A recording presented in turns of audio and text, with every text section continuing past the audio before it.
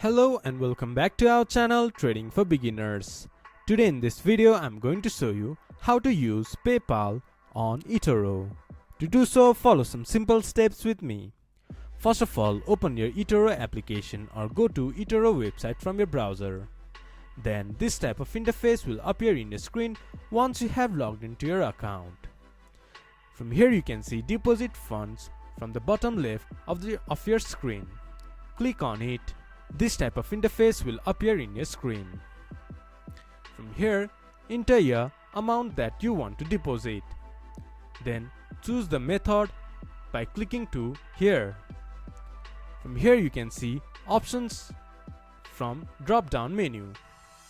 You can see PayPal if you have verified your account, but you cannot use PayPal if you haven't verified your account.